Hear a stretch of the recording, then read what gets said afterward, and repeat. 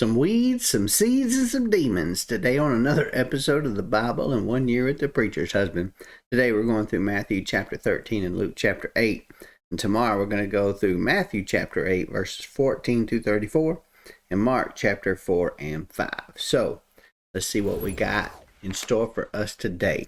So Jesus taught in parables a lot. So what in the world is a parable?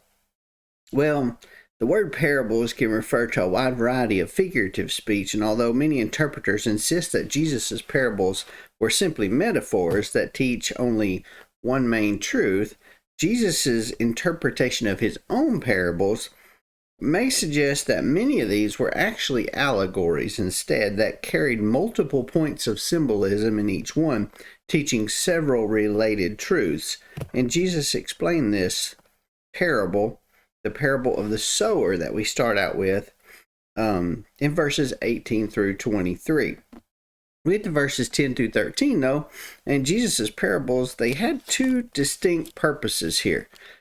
Number one was to reveal truth to those who are willing to hear and believe, and number two is to conceal truth from those who willingly rejected truth because of their calloused hearts. Now, the hiddenness component of Jesus' teaching may seem a little bit harsh here, but since greater exposure to truth increases one's accountability to God in judgment, the concealment may represent God's graciousness toward those whom he knew would be unresponsive. So as we get into Jesus' explanation here in verses 18 through 23 of the parable of the sower, he explains that the four types of soil represent different types of people and their differing responses to Jesus, as you read in here.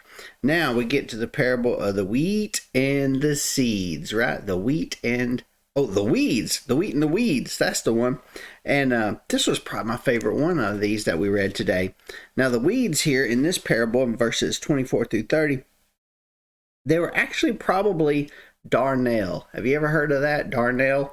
Well, this plant is related to wheat, and it actually resembles wheat during its very early stages of growth, but darnel is actually a poisonous weed. And Roman law actually prohibited sowing darnel in another person's field, which actually suggests that Jesus' story was pretty realistic for the time period, because obviously this had happened at some period of time for Romans to actually make a law against doing this.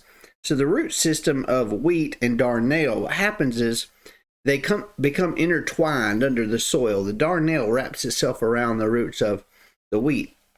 So when you try to pull up the weeds, it rips the roots of the wheat plant. And even if the wheat stalks remains in the ground and some of the roots remain in the ground, you still end up tending to lose a bunch of the wheat because of the damage to the root system. So that's probably not a good thing. So that's why he used this type of wheat here in his explanation.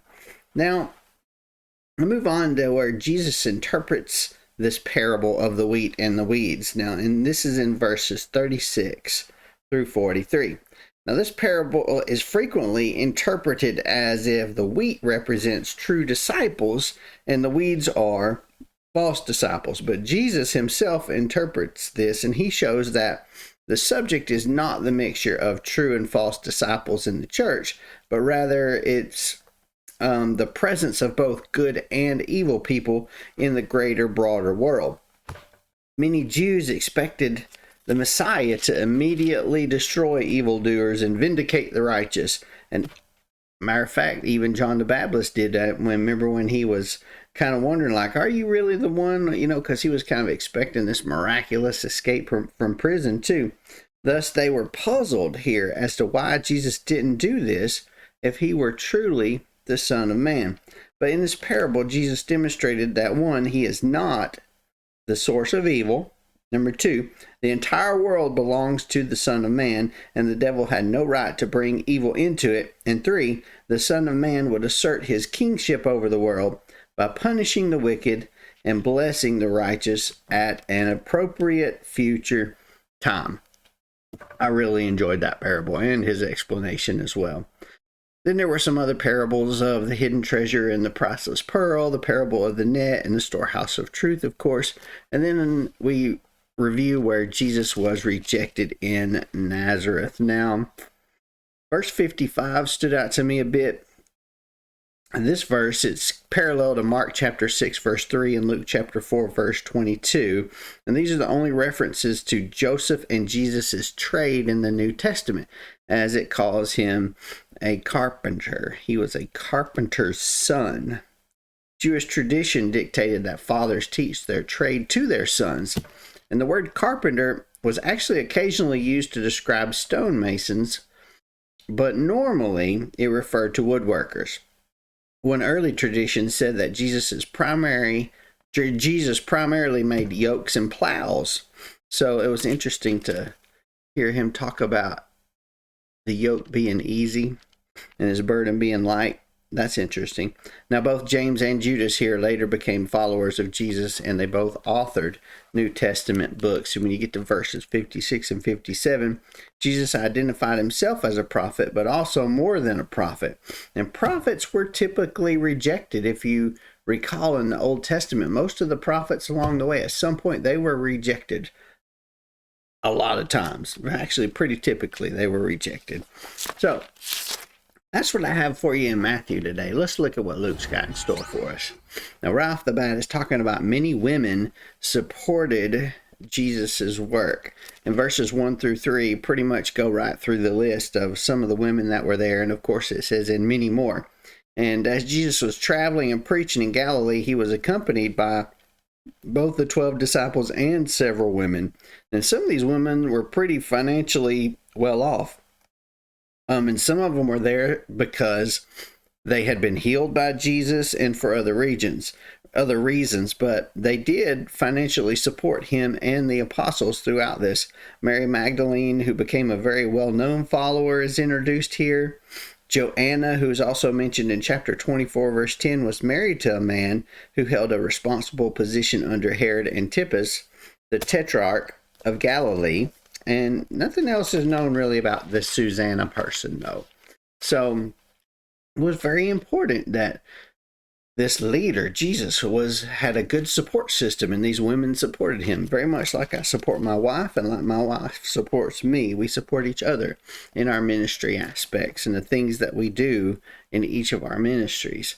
So we get to chapter 8, verse 9 and 10. This stood out to me. Why did Jesus use these parables?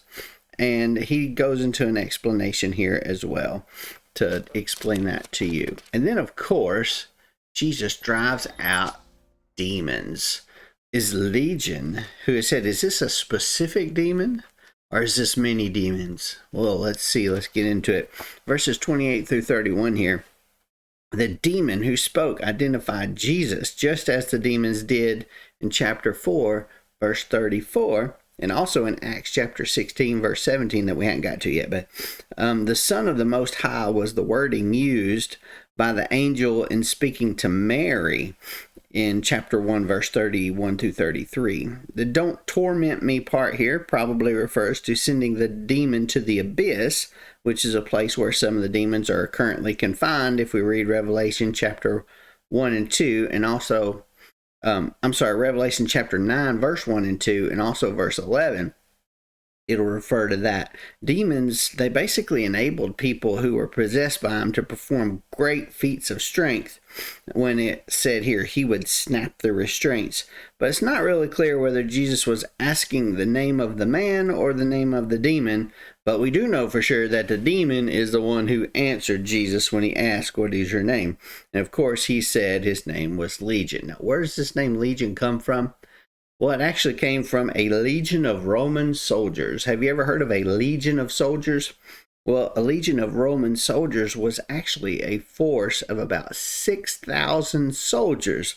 So that gives us this expectation that there were very many demons possessing this man.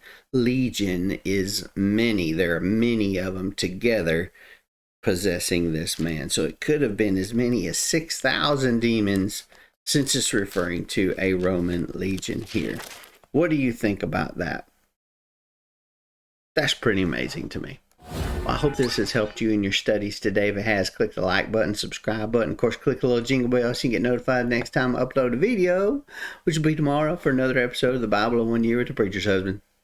I'll see you then.